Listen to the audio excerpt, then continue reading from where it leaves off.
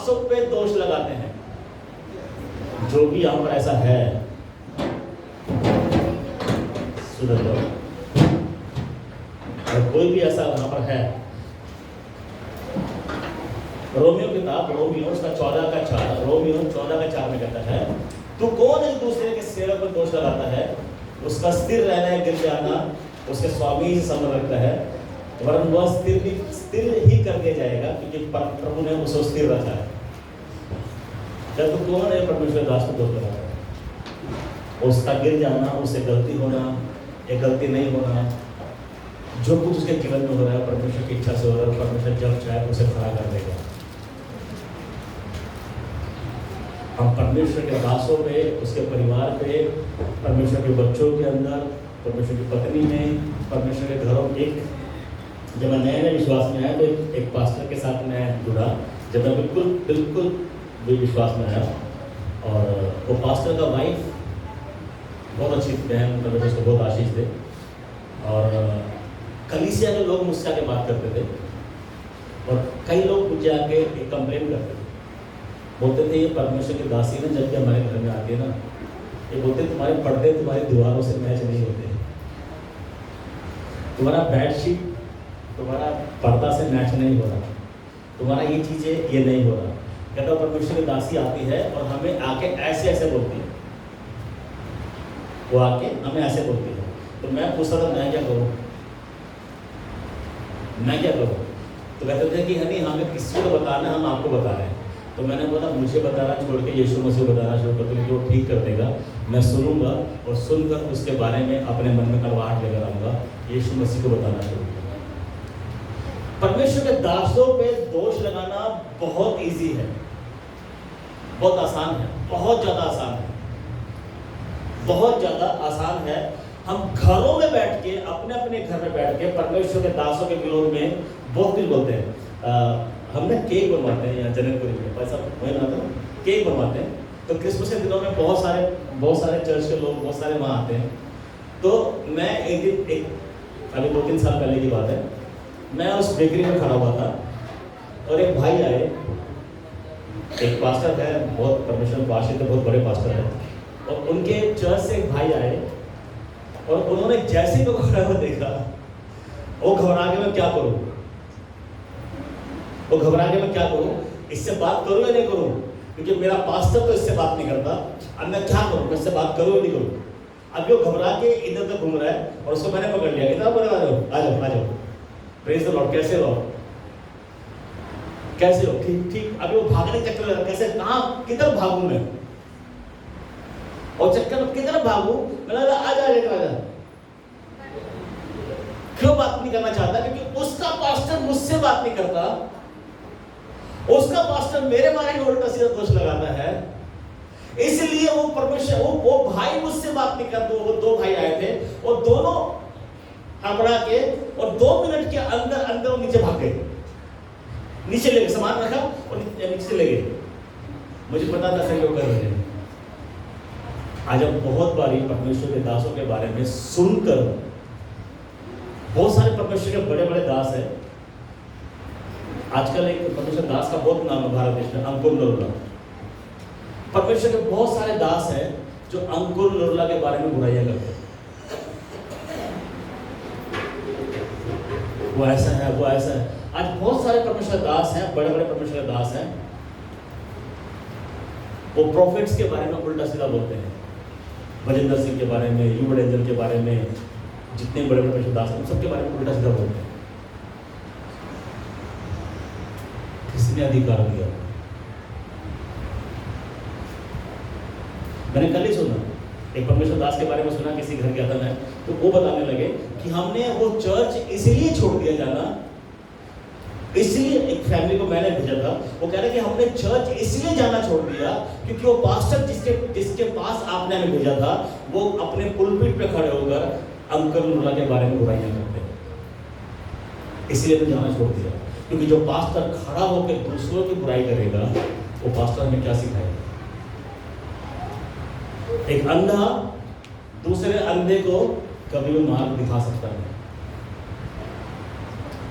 इसलिए मेरे बारे में भाई आप क्या सोचते हो, आपके बारे में मैं क्या सोचता हूं, वो हमारी प्रॉब्लम है, वो प्रॉब्लम आपका नहीं है।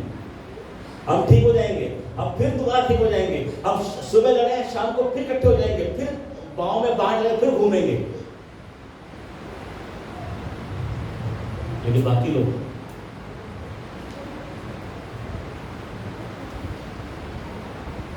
आज हम लड़ते हैं, दोष लगाते हैं, है ना। रोमियो उसका 14 और उसका 10 से 12 कहता है, तो अपने भाई पर क्यों दोष लगाता है, अपने भाई पर क्यों तू दोष लगाता है। हम दोष लगाते हैं भाइयों पे, उसको खाना भी नहीं आता, जब खाता पच खाता रहता है, और चलती है तो कैसा चलती है। हाँ, वो देखा उसका तो ये पजामी जो है उसका सूट से मैच ही नहीं करता है। वो उसके देखा उसको कितनी घड़ी, बाबा आदम के जमाने घड़ी पहन के रखा है, जाके देखा रहा ना, इतनी मोहब्बत उससे है कि उसके बारे में बात कर रहे देखे रहोगे। क्या दोष मत लगाओ एक दूसरे पर। हम दोष लगाते हैं, हम बोलते हैं हम बुराई नहीं कर रहे, लेकिन हाँ सीखने के लिए एक दूसरे के साथ बात कर रहे हैं।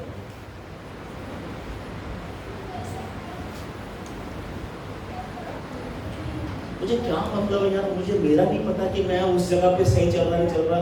मैं खुद बोल रहा, पौलुस कह रहा मैं दौड़ा चला जाता हूँ, निशाने की तरफ दौड़ रहा हूँ। पौलुस कहता है मैं निशाने की तरफ दौड़ रहा हूँ, तो मैं क्यों अपने निशाने को छोड़े कहीं और निशाने लगा के बैठ जाऊं। मेरा निशाना क्या है, यीशु मसीह। मेरा निशाना क्या है, यीशु मसीह मेरा निशाना है ना।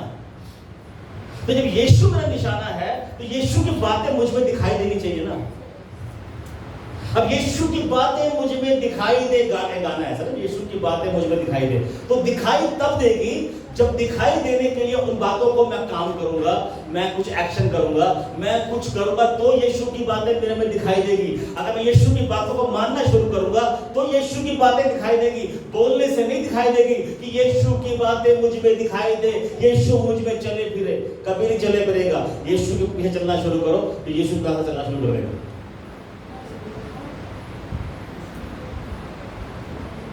हालेलुया। कहते अपने भाई को तुच्छ जानते हैं, अपने भाई को। और मजेदार बात है बताऊं, हम सब कुछ करते हैं लेकिन माफी नहीं मांगते। हम सब कुछ करते हैं, माफी नहीं मांगते और बोलते स्वर्ग खुल जाएगा, आज देखना, आज स्वर्ग खुलेगा। मेरी प्रार्थना से स्वर्ग खुल जाता है।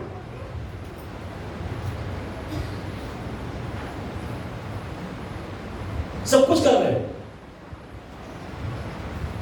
माफी नहीं मांग रहे। ये माफी मांगने में शर्म है कि माफी मांगने से मैं छोटा हो जाऊंगा। मैं पंजाब एक मीटिंग कर रहा था और तब परमेश्वर ने बिल्कुल लास्ट में एंड में, बचत के एंड में परमेश्वर मुझे बोला कोई है यहाँ पर जो ऐसा कर रहा है, जो अपने भाई से नफरत करता है, माफी नहीं मांग रहा है, जाओ माफी मांग कर आओ। और वो एक बहन थी, वो गई, उसने मेरे पास मिलने के लिए गई, वो गई। जब मैं दोबारा वहाँ मीटिंग के लिए गया तो उसने बोला गवाही दे दी। जब मैं उस आगे स्टेज पे आ गया, मैं माइक बोला गवाही दे रहा है, मैं कहा माइक दे दो। उसने बोला लास्ट टाइम आप आए थे ऐसा बोला था। मैं कहा हाँ। कहते मैंने अपने भाई को जाके माफ़ किया, मैं उससे बात नहीं करती, मैंने माफ़ किया। जब उसको मैंने माफ़ किया, उसी हफ्ते में कोई आया और मुझे 5 लाख रुपए लेके गया और मेरा बिजनेस खुला के चला गया, सूट का बिजनेस, कपड़ा बिजनेस। हमारी बहुत सी आशीषें रुकी रहती हैं क्योंकि हम माफ नहीं करते। जब हम माफ करते हैं तो स्वर्ग खुलता है, जब माफ करते हैं तो आशीषें खुलती है हमारे जीवन में। हम आत्मा के स्तर में बढ़ना चाहते हैं, हम आत्मा के वरदानों में बढ़ना चाहते हैं, हम भविष्यवक्ता बनना चाहते हैं, हम सब कुछ बनना चाहते हैं, चंगाई करना चाहते हैं, सब कुछ करना चाहते हैं, लेकिन माफ नहीं करना चाहते। हमें सब कुछ चाहिए घर के अंदर, हमें घर के अंदर नौकरी भी चाहिए, बच्चों को नौकरी चाहिए, अच्छी बहू चाहिए, पोता पोती सब कुछ चाहिए, घर में कलर टीवी अभी 32 से 56 इंच का चाहिए, सब कुछ चाहिए, लेकिन हम माफ नहीं करते। और फिर दिल फ्रस्ट्रेट हो जाते हैं, एक दिन परेशान हो, बोलते हैं परमेश्वर हमारी सुनता नहीं, परमेश्वर हमारी सुनता नहीं है। क्यों नहीं सुनता? क्योंकि आप नहीं सुनते, इसलिए वो सुनता नहीं है। गुड फ्राइडे के दिन जो कहानी क्रूस पे लिखी गई ना, वो कहानी मेरे जीवन में दिखाई देनी चाहिए। वो कहानी मोहब्बत की है, वो कहानी अपने से बेहतर समझने की है, वो कहानी अपने भाई को तुच्छ नहीं जानने वाली है, वो कहानी माफ कर देने वाली है। वो कहानी ऐसी है कि तुम मुझे प्यार करो मत करो, लेकिन मैं तुम्हें प्यार करता हूं, वो कहानी है।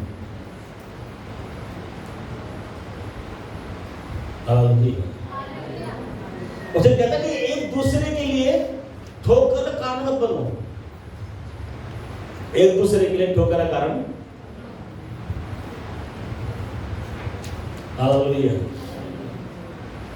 हालेलुया। इसलिए काम करना है, एक दूसरे पे फैसला सुनाना बंद करना है, एक दूसरे का न्याय करना बंद करना है। परमेश्वर ने हम में से हर एक को बुद्धि और विवेक दिया है, उस बुद्धि और विवेक का इस्तेमाल करना है। पवित्र आत्मा परमेश्वर ने हम में से हर एक को दिया है। तो जब पवित्र आत्मा परमेश्वर ने हम में से हर एक को दिया है, तो पवित्र आत्मा सहायक बनकर हमें मदद करने को तैयार है हमारे जीवन में फैसले लेने के लिए।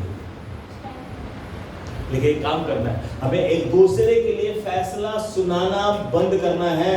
और जब फैसला सुनाना बंद करेंगे तो परमेश्वर अद्भुत करेगा। इसके बजाय हम फैसला सुनाते क्या करते हैं, एक दूसरे के रास्ते में रुकावट लगा देते हैं।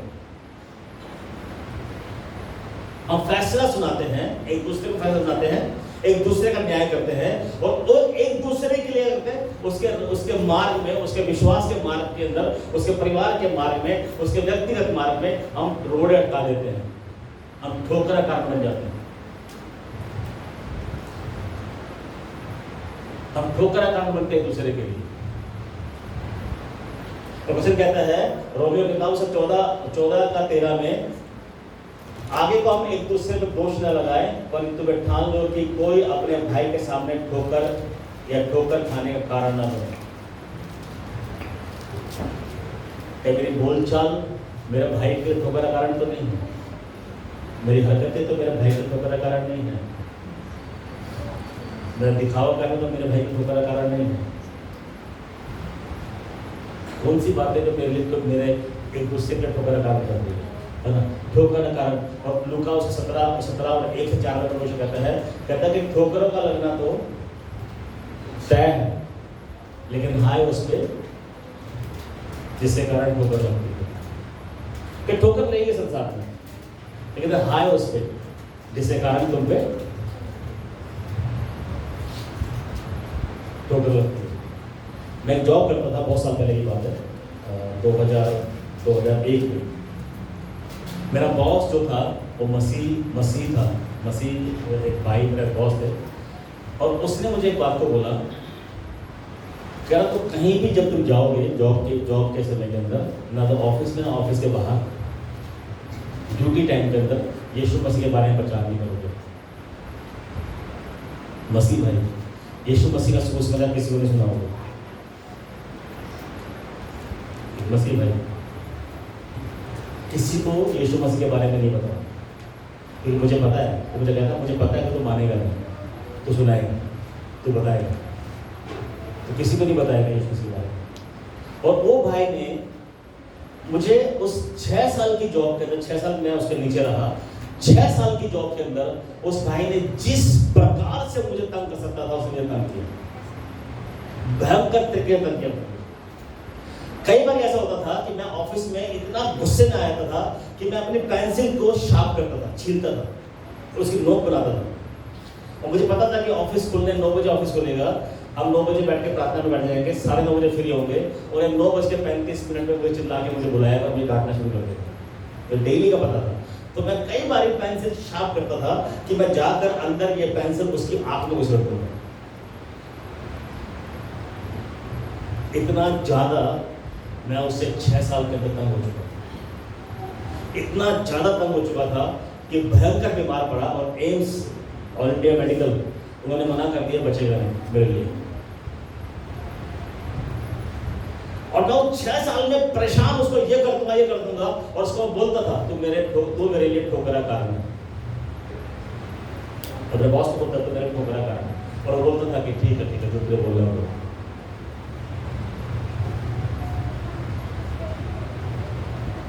बहुत कुछ हुआ सी लाइफ में। आज मैं खड़ा हूँ विचार कर रहा हूँ, आलू भाई कहाँ है पता नहीं, तेरा ठोकर है कारण बन गए। जब एक दूसरे के लिए ठोकर है कारण बनते हैं ना वो लोग, तो समस्या है। परमेश्वर हमारे ठोकर का कारण बने या आशीष का कारण बने? जितने बोल रहे बोले हालेलुया।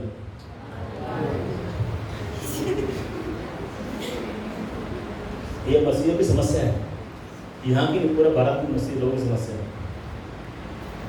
वो इसको इस्तेमाल नहीं करते, उसको इस्तेमाल करते। जो जा रहा है जाने दो, जो आ रहा आने दो, रिएक्ट करेंगे बस। हालेलुया। तो कह रहा है ठोकर कारण एक दूसरे के लिए ना बनो, एक दूसरे के लिए फैसला सुनाना बंद करो, और जब ऐसा करेंगे तो परमेश्वर हमारे जीवन के अंदर काम करना शुरू करेगा। फलों से भरना है, माफ करना शुरू करो। फलों से भरना है तो जो जिससे आपको नफरत है जाके उससे बात करना शुरू करो। तो मुश्किल काम है।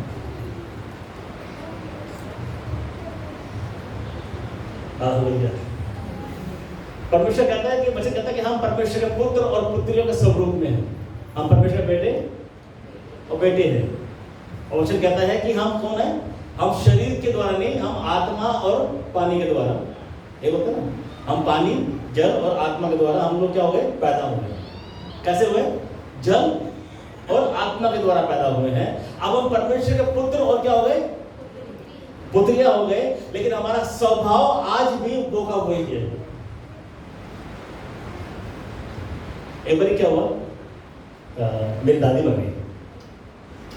मैंने बहुत मारा, स्कूल में बहुत मारा। मेरी दादी मेरा बहुत साल पहले मर गई थी। मेरा पैदा मतलब छोटा सा होगा, पैदा हुआ था पता नहीं, तो दादी मर गई। लेकिन मैं दादी को मैंने स्कूल में बहुत मारा। जब छुट्टी से दादी मारती, 3 दिन छुट्टी। जिस स्कूल में गया दादी मारी, 3 दिन छुट्टी। नया क्लास में छठी में दादी मार दी, 7वीं दादी मार दी, दादी मारता आज फिर मारते हैं। आज फिर मारे दादी को। तो मेरी दादी मर गई।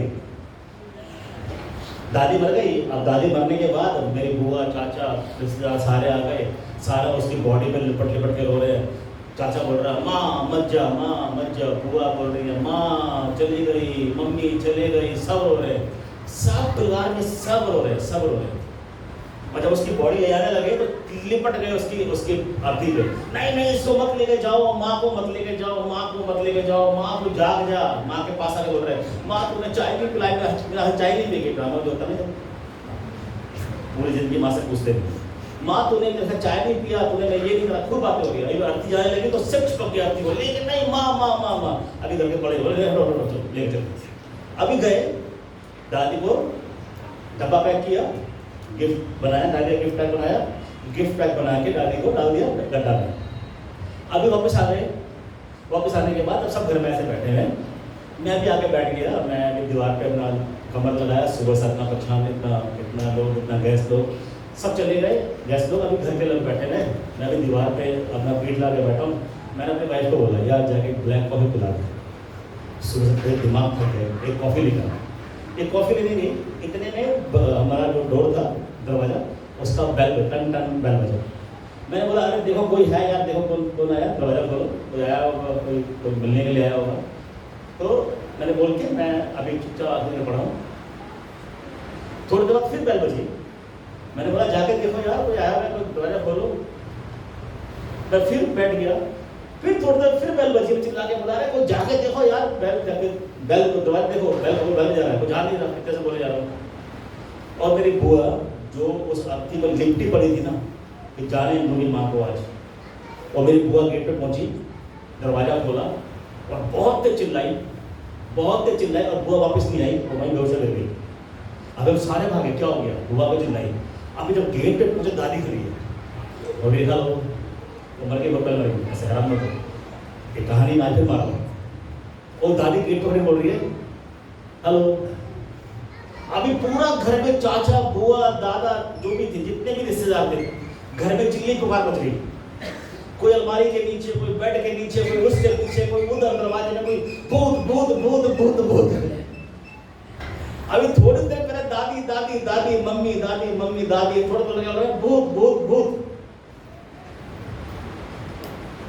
और कुछ इधर बेहोश, कुछ इधर बेहोश, कुछ ये, कोई बोल रहा अरे किसी को बुलाओ, पादरी बुलाओ, प्रार्थना कराओ, भगाओ उस भूत को, आ गया।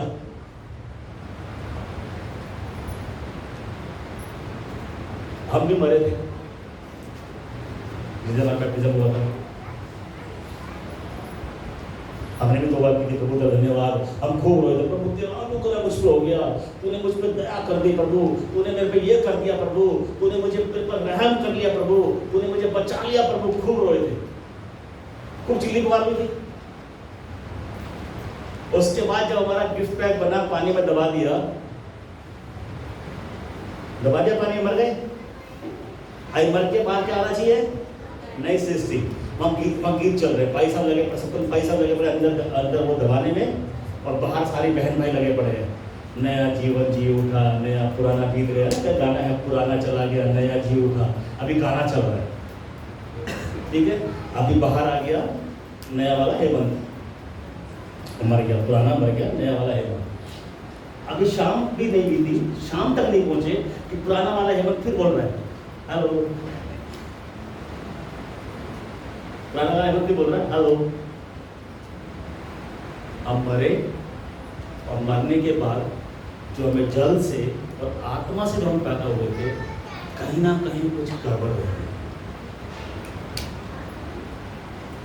कुछ गड़बड़ है कहीं ना कहीं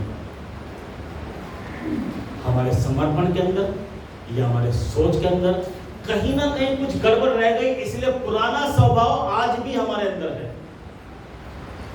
तो आज भी वो बैप्टिज्म के टैंक में मरने से पहले भी कल्लू चाचा मेरे दुश्मन थे, और बैप्टिज्म टैंक में आने के बाद भी कल्लू चाचा मेरे दुश्मन है।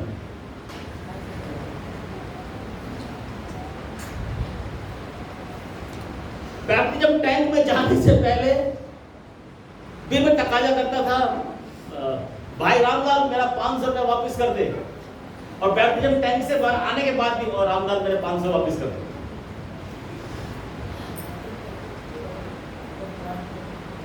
हालेलुया।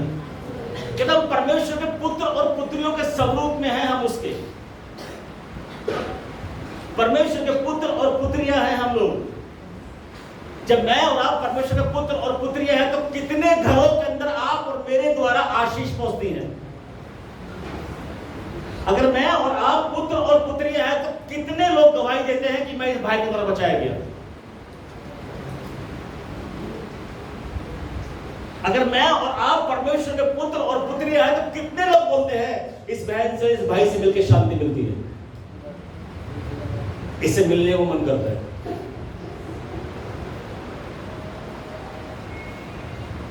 हम सब कुछ करते हैं, दशवांश भी देते हैं, टाइट ऑफरिंग सब कुछ करते हैं।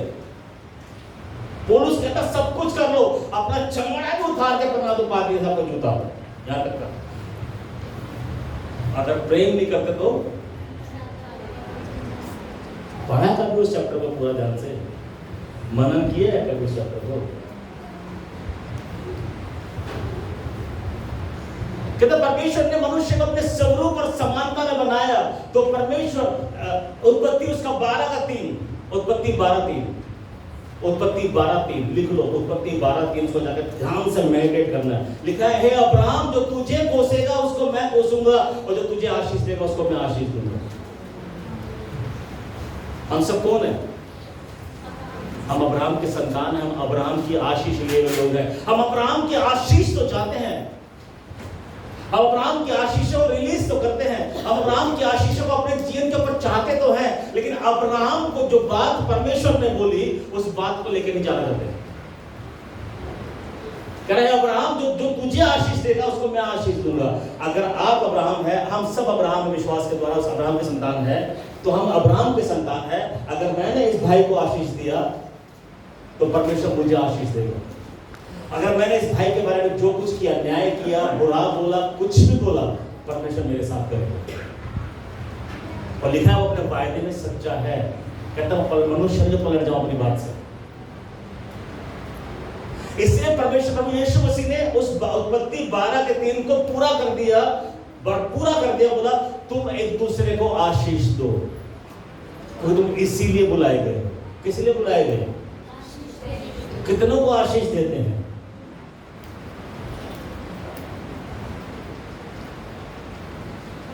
हालेलुया। अगर मेरा फ्लैग में लिखा ना प्रॉफेट हेमंत कुमार लिखा था, बहुत लोग सोच रहे प्रोफेसी होगा।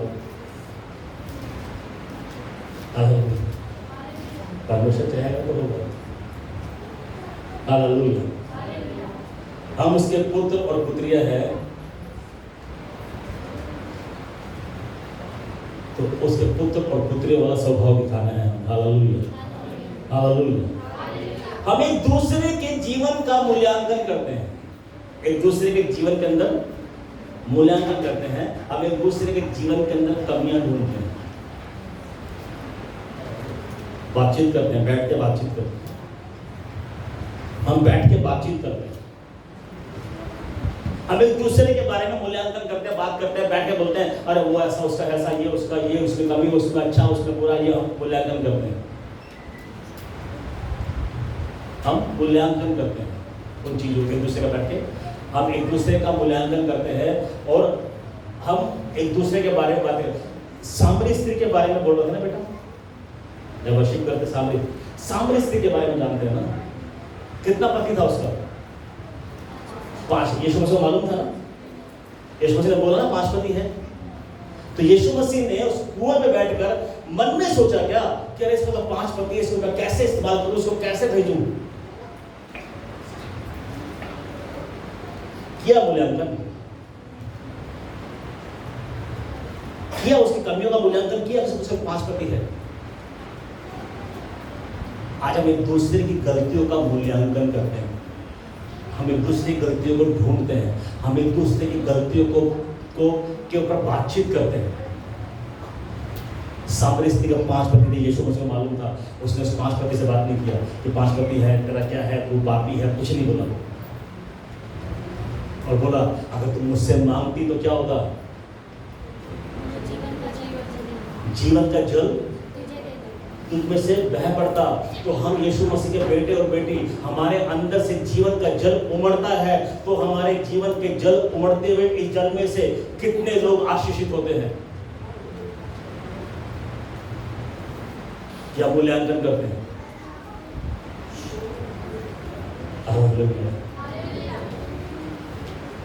मरियम मगदलीनी ना रंगे हाथ पकड़ी गई, रंगे हाथ पकड़ी गई। वो ऐसा नहीं था कि वो व्यभिचार करके बैठी हुई थी, कर के घर में आके सो रही थी, पकड़ के लेके आए। वो व्यभिचार करती हुई रंगे हाथ पकड़ी गई थी। उस व्यक्ति के साथ, उस आदमी के साथ व्यभिचार करके पकड़ी गई थी वो, और पकड़ ली जाने के बाद उसको यीशु मसीह के सामने लेकर आए। यीशु ने मूल्यांकन किया क्या उसका? किया मूल्यांकन कि हम कितने स्मार्ट थे।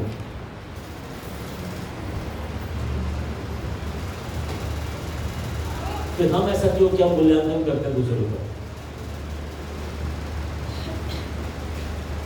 मैं जानता हूं उस पादरी को उसकी 2 बीवी है, 3 को मतलब क्या? उसका 5 होने से 5 रहेंगे, जिसका वो दास है उसको मतलब होगा भाई। मैं जानता हूं उस पादरी के बारे में, उस बहन के बारे में जानता हूं, उस भाई के बारे में जानता हूं, चर्च में जानता हूं, उसको जानता हूं, उसको जानता हूं। वो बड़ा ड्रम पे आता ते मैं जानता हूं उसकी जिंदगी अंदर से कैसी है। वो पिता भी जानता है, जिसे बिठा रखा उसको वहां पे। तो अपना सोच।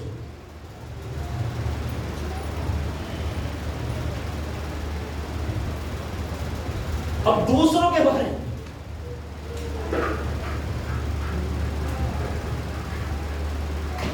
अब अपने आप को धर्मी ठहराते हैं, खुद ठप्पा लगाते हैं अपने आप पे मैं धर्मी हूं। अभी परमेश्वर धर्मी ठहराएगा नहीं ठहराएगा वो बात की बात है। अब खुद अपने आप को धर्मी ठप्पा लगा के धर्मी ठहरा देते हैं। और जिसने वो बेकरी से 2 लोग भागे ना, मुझे देख के 2 भाई भागे, वो सब जीसस कॉल में मेरे लिए बहुत सारी खबरें उड़ रही थी, मेरे बारे में बहुत खबरें उड़ रही थी। और वो सब लोगों ने, जितने लोगों ने सुना, बोला हाँ हेमंत ऐसा ही है, ये भाई ऐसा ही है। मैंने कुछ लोगों से पूछा तुम्हारे साथ कुछ किया था? मैंने नहीं। तो क्यों ऐसा क्यों बोला? मैं ऐसा ही हूं। नहीं, उसने मुझे बोला इसलिए मैंने सुन लिया और मैंने रिएक्ट किया। इसलिए हवा बोलती है मैंने इसलिए फल खा लिया प्रभु क्योंकि उसने मुझे बोला और वो सुन के मैंने फल खा लिया। मुझे पता था फल नहीं खाना चाहिए, उन्हें आदम अपने पति को बोला था फल नहीं खाना, मुझे पता था फल नहीं खाना, लेकिन क्या करूं वो आके मुझे कान में इतना मीठा मीठा बोल के गया कि मुझे पाप का फल अच्छा लगने लग गया। परमेश्वर हम में से हर एक का न्याय करेगा। मेरा न्याय मेरी पत्नी या मेरी बेटी की अच्छे कामों की वजह से या फिर बुरे कामों की वजह से नहीं होगा। मेरा न्याय परमेश्वर मेरे द्वारा करेगा, मेरे द्वारा। हालेलुया। दूसरा कोरिन्थियों 13 अध्याय उसका 5 आयत में कहता है अपने आप को परखो कि विश्वास में हो कि नहीं। कहता परख लो विश्वास में हो या नहीं। मतलब विश्वासी हैं, वी आर बिलीवर्स, हम विश्वासी हैं, हम विश्वासी हैं।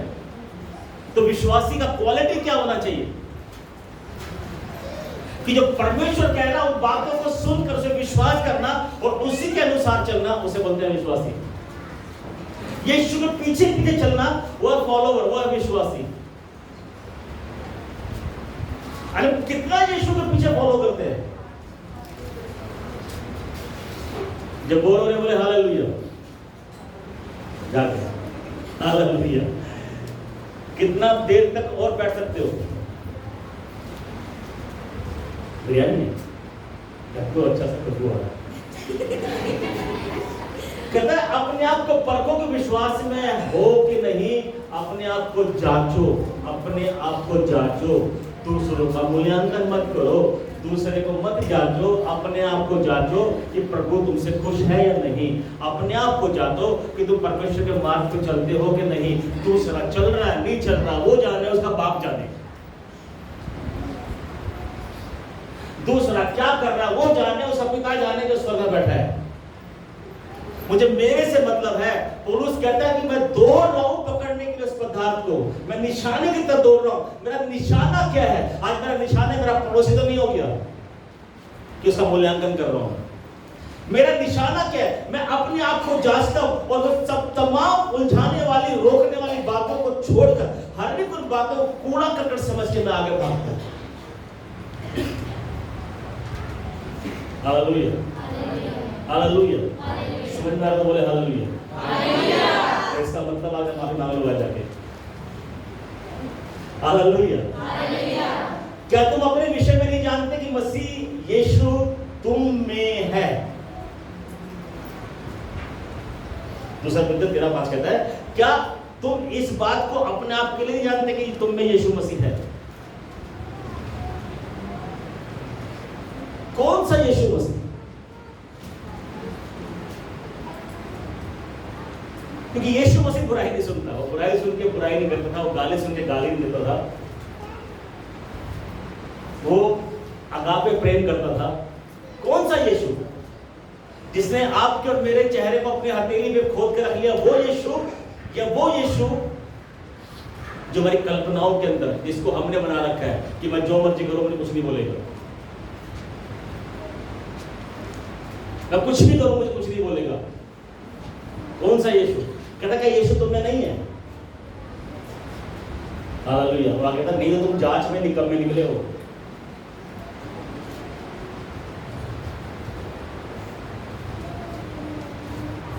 अब कौन कैसा है, कौन कैसा है, किसमें क्या कमियां हैं, किसके जीवन में क्या गलतियां से खोजते हैं और फिर लोग के पीछे बैठे ठट्टा करते हैं। मैंने देखा ब्रदर मेरे पलंग के पास एकदम बड़ा एक चमकता हुए कपड़ों के अंदर कोई आगे खड़ा हो गया। यीशु मसीह का भाई मेरे घर के अंदर परमेश्वर का आग दिखाई दिया। जब मैं प्रार्थना कर रहा था मेरे आसपास आग आ गई, आग आ गई मेरे आगे पीछे और मैं भर गया, मैं करंट चलने लगा। मेरे ऐसे गवाही सुनिए ना, सुनिए ऐसे गवाही मैंने बहुत सुनी। आग आ गई, करंट चलने लग गया, 440 छोड़ो 880 करंट हो गया, गोल्ड करंट हो गया, ऐसा वैसा, आंखों में आंसू पलट, ये नीचे पलट गया, गिर गया, नीचे पार रगड़ गया, सब कुछ हो गया। उस प्रार्थना के बाद फिर दादी बाहर आ गई।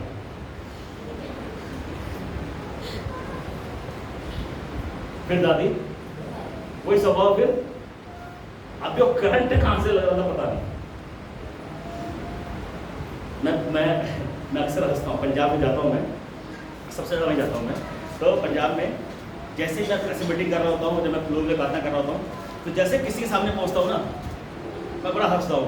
मैं घर में जाके बहुत हंसते हैं, पत्नी हम हंसते हैं, मतलब बताता हूँ लोगों के बारे में। तो जब आते हैं तो जैसे किसी के सामने पहुँचा और जैसे दिखा था उसने आंखों से देख लिया, हम करते ना ऐसे, चर्च में आके पूरी बंदी रखते हैं, थोड़ी सी बोल रखते हैं। तो जैसे उसके पास पहुंचता हो ना, जैसे किसी के पास पहुंचा और जैसे देखा मेरे पास में आ गया, तो वो और अन्य भाषा करना शुरू, क्या बोल रहे उसे नहीं पता, या क्या बोल रहा उसे नहीं पता, ला करना पड़ता है। और जैसे ही उसके पास पहुंच के बोलता हूँ परमेश्वर इस पर दया कर, तो खुद ही हंसते से गिर जाते हैं वो दिखाते हैं कि हम धार्मिक है, जिसको हमें छुआ भी नहीं पानी ने, हम गिर गए। कितने धार्मिक है, हमारी हरकतें धार्मिक दिखाने की अपने आप के लिए होती है। हम वर्शिप में बहुत कूद कूद के इधर उधर होके यहाँ खड़े होते हैं, टेढ़े होके खूब वर्शिप करते हैं, लेकिन जब हम प्रेम की बात आती है तो हम पहले टेढ़े होते हैं कि प्रेम करेंगे ही। तो कहता है कि क्या करते हैं, हम लोगों के पीछे बैठ इकट्ठा करते हैं। और पवित्र आत्मा में एक खासियत है, पवित्र आत्मा में एक खूबी है, एक बहुत अच्छी खूबी है। मैं अपने स्टेटस पे लगाया था मैंने इसको। पवित्र आत्मा कभी भी किसी को भी किसी के भी पाप और गलतियों के बारे में नहीं बताता। पवित्र आत्मा कभी भी किसी को भी किसी दूसरे की गलतियों के बारे में नहीं बताता। अगर परमेश्वर बताना शुरू कर देगा तो फिर वो न्यायी परमेश्वर नहीं है। हम बड़े बोलते हैं, मुझे पवित्र आत्मा ने बोला, ये भाई ऐसा है, ये बहन ऐसी है, मुझे आत्मा ने बोला, पवित्र आत्मा ने बोला। अब उसके व्यक्तिगत जीवन को जाए खंगाल लो कि यीशु के साथ कितना वो है, तो पता लग जाए किस आत्मा ने बोला। क्योंकि अगर उसका जीवन यीशु के साथ है, अगर पवित्र आत्मा की आवाज को सुनना शुरू हो गया, सुनता है, तो कभी भी वो दोषी लगाएगा, प्यार करेगा। सबसे पहली बात वो प्रार्थना करेगा उस भाई और बहन के लिए। पवित्र आत्मा जब भी बताएगा वो इसलिए बताएगा किसी के बारे में कि उसको जाके करेक्ट करो, उसका बैठ के मजाक मत उड़ाओ। मेरे बारे में बहुत से लोगों ने बोला, हमें परमेश्वर ने बोला, परमेश्वर ने हमें बोला है कि भाई ऐसा है। हालेलुया। जब परमेश्वर भेजेगा, जब प्रॉफिट जाते थे पुराने समय के अंदर, तो परमेश्वर बताता था, प्रॉफिट बताता था कि वहाँ जाके ऐसा उस नगर के लोगों का ये हाल है, और प्रॉफिट जाके उस नगर के लोगों को बताता था कि परमेश्वर ने ये बोला है, फिर जाओ। और फिरने के लिए उनको बताता था, कभी उनका मजाक नहीं उड़ाएगा। पवित्र आत्मा कभी कोई ठट्टा उड़ाने के लिए भी बताता। हालेलुया। लेकिन लोग क्या करते हैं, हम लोग क्या करते हैं, हम परमेश्वर का आत्मा, पवित्र आत्मा के नाम का गलत इस्तेमाल करते हैं और उसको बदनाम करके बोलते मुझे पवित्र आत्मा ने बताया। अगर माफी का आत्मा तुम्हारे अंदर, हमारे अंदर नहीं है, तो पवित्र आत्मा कभी नहीं बताएगा। अगर न्याय करने का आत्मा मेरे और आपके अंदर है, तो पवित्र आत्मा कभी नहीं बताएगा। अगर ठट्ठा उड़ाने का आत्मा मेरे और आपके अंदर, स्वभाव आपके मेरे अंदर है, पवित्र आत्मा कभी नहीं बताएगा। Hallelujah, hallelujah, hallelujah. उसे कहता है हम स्वर्गदूतों का न्याय करेंगे, हम स्वर्गदूतों का न्याय करेंगे, उसे बोलते है ना। पहला पद उसका 6:3 में कहता है कि क्या तुम नहीं जानते कि हम स्वर्ग का न्याय करेंगे, तो संसारी बातों का नहीं, तो क्या हम संसारी बातों का निर्णय ना करें, हम स्वर्ग का न्याय करेंगे। लेकिन चर्च के अंदर अगर दो भाई या दो बहन में आपस में कलेश है, झगड़ा है किसी बात को, तो हम जाकर उनके अंदर मेल मिलाप नहीं करेंगे।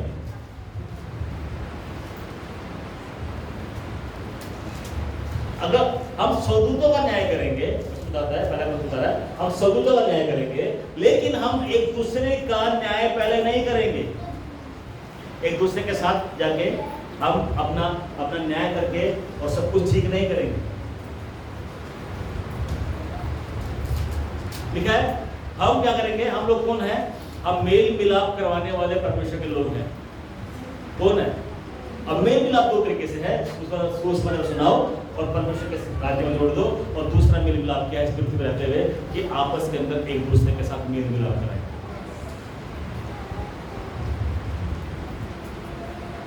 हालेलुया।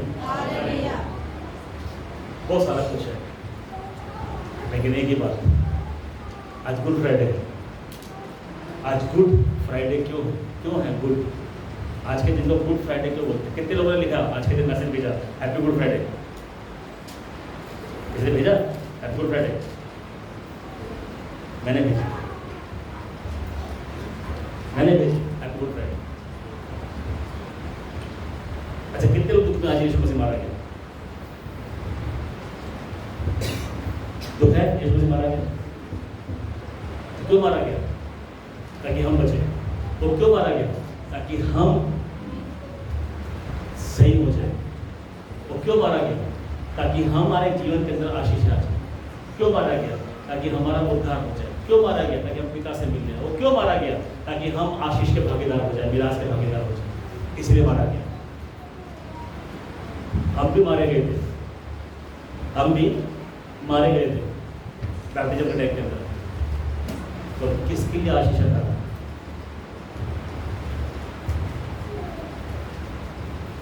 हम किसके लिए आशीष का कारण बन गए?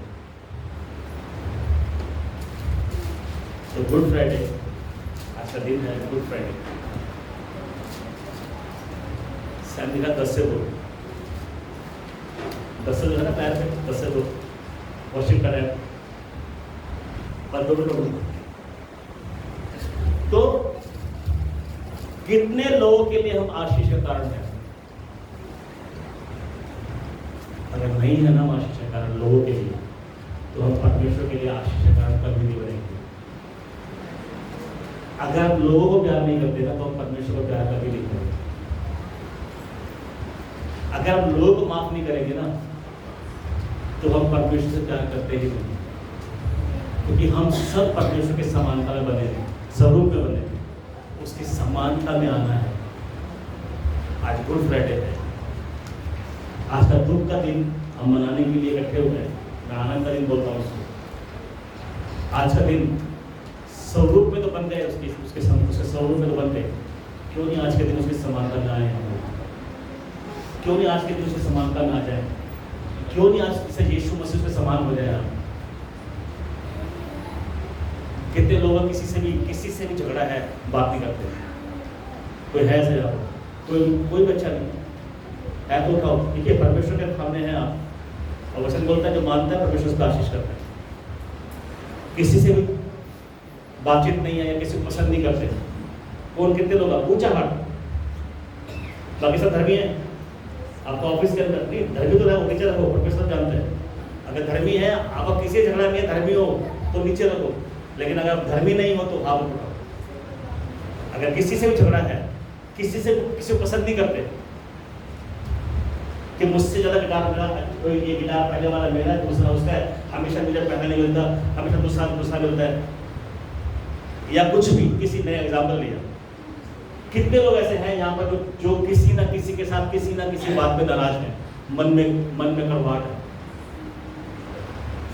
एक काम करेंगे आज, कुछ उठाएं। बाकी धर्मियों के लिए धन्यवाद, बाकी सब धर्मियों के लिए धन्यवाद। एक काम करना है आज अगर उससे मिल सकते हो तो जाकर मिलना है और उसे बोलना है मुझे माफ कर दे। क्या गलती उसकी थी या उसकी गलती नहीं थी, माफी मांगना है और मेल मिलाप करना है, दोस्ती करनी है। अगर दूर है तो फोन करना है, अगर पास में है तो एक काम करना है, खर्चा बताऊं, कोई भी गिफ्ट खरीदो जो उसको पसंद है। आज गुड फ्राइडे है, लेके जाओ। पिता ने अपने बेटे को यीशु मसीह को हमारे लिए और आपके लिए उपहार के रूप में, गिफ्ट के रूप में दे दिया। तो आज अपने आप को, अपने अहम को, अपने घमंड को, अपने सब कुछ को परमेश्वर के बेटे की जगह रखकर अपने आप को दे दीजिए। आज कितने लोग करेंगे? कितने लोग गिफ्ट लेके जाएंगे उसके लिए? और अगर चर्च में ही है, अगर चर्च में ही है, यहीं पे ही है, तो माफी मांग लीजिए उससे। तो है गुड फ्राइडे, तो गुड फ्राइडे है, और ना कोई गुड फ्राइडे नहीं। अगले साल फिर ऐसे गुड फ्राइडे आएगा। और जितने लोग इसे करेंगे ना, और जितने लोगों ने सीरियसली बोला कि हाँ माना है परमेश्वर, देखिए मैं यहाँ पे जो खड़ा हूँ ना, परमेश्वर की वजह से खड़ा हूँ। भाई साहब पिछले 4-5 साल से हमारा कोई बातचीत नहीं है, कोई फोन कॉल नहीं है, कुछ नहीं है, कोई बातचीत नहीं है हम लोगों का, किसी प्रकार से कोई बात हमारे बीच में नहीं। 4-5 साल हो, ठीक है। लेकिन एक दिन मेरा परमेश्वर ऐसे मैं जा रहा था कहीं पे, और परमेश्वर के हाथ पर मुझे बोला, मैं बात कर रहा था, परमेश्वर बोला तू बहुत धर्मी है, तू बहुत धर्मी है। मैं बोला नहीं पिता, बता के नहीं। तो उसने बोला फिर तू कर क्या रहा है? तो उसी दिन भाई साहब को क्या हुआ, स्टेटस आ गया, हैप्पी बर्थडे। एक केक काट रहा था भाई घर के साथ में, नहीं मना हुआ शायद बर्थडे, तो केक काट रहे थे, और वो स्टेटस को देखा, परमेश्वर के आत्मा ने मुझे बोला तुझे पहल करनी कि तू मेरा बेटा है। हमारा 5 साल से कोई संबंध नहीं, कोई बातचीत नहीं, कुछ नहीं। और मैंने उसी टाइम मैं लिखा हैप्पी बर्थडे विश करके भेजा। मैं कहीं जा रहा था, बात कर सकता था, और मैं किसी घर जा रहा था मिलने के लिए, और फिर पैसा का फोन आया, हमने बात किया, तो मैंने बोला आने के लिए ना आया। मेरा यहाँ पर आना आशीष का कारण मेरे लिए भी हुआ और आपके लिए भी। मेरा बात ना करना आशीष का कारण ना मेरे लिए होता, ना आपके लिए, ना इनके लिए। जब मैं 10वीं में जब मैंने 12वीं पास की, मेरा एक बेस्ट फ्रेंड था हाकिम, मेरा झगड़ा हो गया उससे, एग्जाम 12वीं के एग्जाम लिखे, और हम ऐसे गेम खेलते खेलते झगड़ा हो गया हमारा आपस के अंदर। और मैंने हाकिम को बोला आज के बाद उससे बात कभी नहीं करूँगा, तब मैं विश्वास में नहीं था, और मुझे आज तक बात मुझे याद रहती है, क्योंकि मैंने एक बड़ा घाटा उठाया उसमें। मैंने बोला आज तक उससे बात नहीं करूँगा मैं, और मैंने हाकिम से बात करना बंद कर दिया। अभी रिजल्ट आ गया, 12वीं पास हो गया, कॉलेज में एडमिशन शुरू हो गए, मुझे कुछ नहीं पता कि एडमिशन शुरू हो गए। और जिस दिन कॉलेज का फॉर्म भरने का आखिरी दिन था, उसने हाकिम ने मेरे दूसरे दोस्त को बोला कि हेमंत से पूछ उसने फॉर्म भरा या नहीं भरा। और जब ये खबर मेरे पास पहुंची तो शाम के 3 बज चुके थे, और फॉर्म भरने के लिए 2 घंटे बजे 5 बजे ऑफिस बंद हो जाता, और 5-2 घंटे में मेरे लिए जाना मुश्किल था। और उस झगड़े की वजह से, उस हाकिम से बात करने की वजह से मेरा उस साल तक कॉलेज में दाखिला नहीं हुआ। और मैंने इस चीज़ को, गलती को मैंने माना, और मैं हाकिम के घर गया, जाके मैंने बोला सॉरी गलती हो गया, अगर तुझसे बातचीत करता रहता तो मेरा दाखिला हो जाता। ऐसी अगर हम बातचीत करेंगे दूसरे से, तो परमेश्वर की कितनी आशीषें जो हमें मिल जानी चाहिए थी, कितने वरदान जो हमें मिल जाने चाहिए थे, कितनी बातें जो हमें मिल जानी चाहिए थी, उसका नुकसान उठा लिया। कितना फायदा मिलता, हमारा परिवार का दशा कुछ हो सकता था, मेरा फाइनेंस का दशा कुछ हो सकता था, मेरा आत्मिक जीवन का दशा कुछ हो सकता था, आज हमारे भाई बहन के बीच में रिश्ता हो सकता, कुछ हो सकता था। लेकिन उस 4-5 साल के उस गैप के अंदर, उस हाकिम से मेरी बातचीत के गैप के अंदर नुकसान किसका हुआ? उसका हुआ नहीं हुआ मुझे नहीं पता, मेरा हुआ मुझे पता है। इसलिए जब हम बात नहीं करते, माफ नहीं करते, तो उसका हुआ नहीं हुआ मुझे नहीं पता, मेरा नुकसान क्या हो रहा है मुझे इससे मतलब है। इसलिए मुझे अपने नुकसान की भरपाई करनी है, मुझे माफी मांगनी है, मुझे बात करना है, ताकि जो आशीषें जो परमेश्वर ने खोलनी है, जब तक परमेश्वर ने माफ नहीं किया स्वर्ग नहीं खुला, जब तक हम माफ नहीं करेंगे स्वर्ग नहीं खुलेंगे, और जब तक स्वर्ग नहीं खुलेगा तब तक हमारे लिए आशीषें नहीं आएंगी। इसलिए काम करें, जगह पे खड़े हो। Hallelujah, thank you Jesus.